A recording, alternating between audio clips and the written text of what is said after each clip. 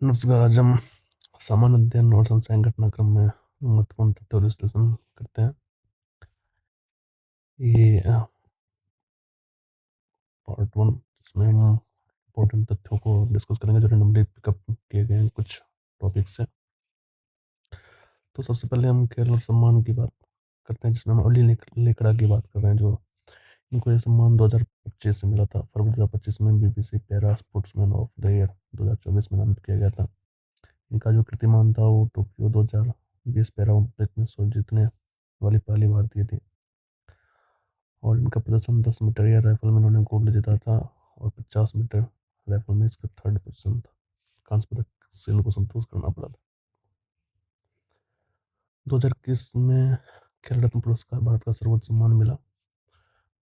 तो ये दिखा रहा है कि एक दिव्यांग होते हुए भी मतलब युवाओं के लिए प्रेरणा का प्रतीक है। आगे हम बढ़ते हैं और राष्ट्रीय अवसंरचना में एडीएफसी जो ईस्टर्न डेडिकेटेड फ्रेट कॉरिडोर है उसके बारे में बात करते हैं। तो ये धुन की धनकुनी जो वेस्ट बंगाल से लेकर के लुधियाना पंजाब तक मतलब ये फैला हुआ 1737 किलोमीटर का डबल ट्रैक विद्युतकरण जो इलेक्ट्रिफाइड रेलवे लाइन है। ये अभी तक इसके दो फेज में मतलब किया गया, जो पहला लुधियाना से लेकर के सोननगर बिहार तक फंक्शनल हो गया है, और दूसरा सोननगर से लेकर के और धनकुनी तक ये प्रस्तावित है। इसका जो लक्ष्य है वो माल ढुलाई का 20% समय जो है वो कम करना है, और यात्री सेवाओं को सुधार करना है। और इसमें गवर्नमेंट की मतलब एक अनुमान लगाया है कि 10 लाख नौकरियों की निर्माण होगा, और प्रतिवर्ष $10 बिलियन का आर्थिक बढ़ावा मिलेगा। अब हम अगले जो टॉपिक है मॉडर्न हिस्ट्री में यूरोपीय आगमन की बात करते हैं। तो सबसे पहले 1498 पुर्तगाली जो थे वास्को डी गामा जो भारत आया था केप ऑफ गुड होप के रास्ते। तो ये जो केरल में सबसे पहले आया था कालीकट। उसके बाद हम देखते हैं 1595 ईस्वी में डच मतलब इनके लगभग 100 साल बाद डच ईस्ट इंडिया कंपनी का आगमन हुआ था, और इन्होंने 1656 में सिलोन पे विजय करी थी। बाद में इन्होंने अब 1599 में अंग्रेज ने मर्चेंट जो थे एडवेंचर्स द्वारा ईस्ट इंडिया कंपनी का गठन किया गया, और महारानी के द्वारा चार्टर के थ्रू 1600 ईस्वी में इसको मतलब मान्यता मिली। और इनकी आधिकारिक जो भारत यात्रा थी 1608 में हॉकिंस जो जहांगीर के दरबार में आया था। 1616 ईस्वी में जो डेनिश ईस्ट इंडिया कंपनी का आगमन हुआ था, और उन्होंने 200 वर्ष तक भारत में रहा था।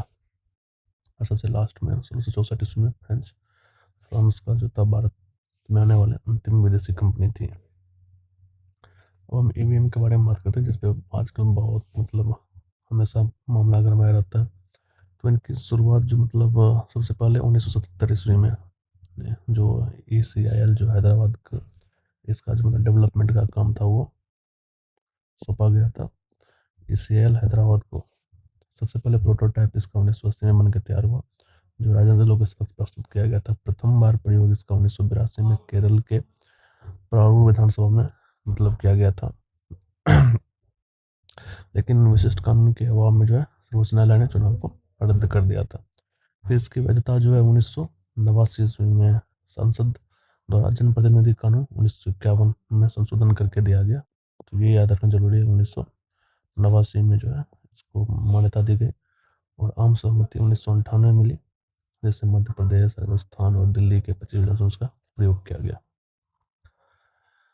अब हम अगला जो है पॉलिटी में देखते हैं संविधान सभा के बारे में कुछ बातें। तो इसका गठन जो है वो कैबिनेट मिशन योजना के तहत 1946 में किया गया था, 1946 में।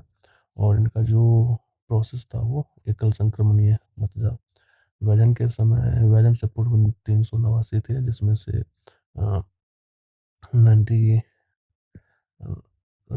90 जो थे वो निकल गए। विभाजन के बाद पाकिस्तान चले गए तो मेंबर, तो ये 299 बच गए थे। अब बात करते हैं हम 7वें अनुसूची के बारे में। इसमें सबसे पहले संघ सूची, जिसमें पहले 97 विषय थे, बाद में 3 और बढ़ा करके 100 कर दिए गए। राज्य सूची में पहले 66 थे, बाद में 5 इसमें घटा दिया गया और 61 बढ़ा गया। समवर्ती सूची जब पहले 47 थे और इसमें 5 बढ़ा दिया गया तो 52 टोटल में है।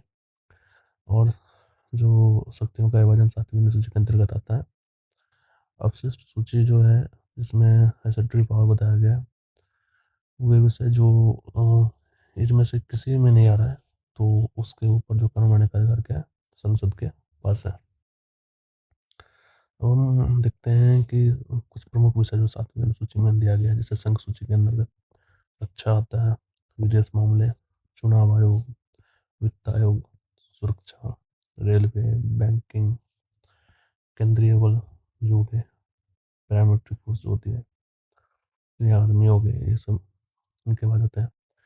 राज्य सूची के अंतर्गत पुलिस हो गई, सार्वजनिक व्यवस्था हो गई, पंचायत हो गई, राज्य चुनाव आयोग हो गया, कृषि, सिंचाई, पथकर और स्वास्थ्य, ये इनके सूची में आते हैं।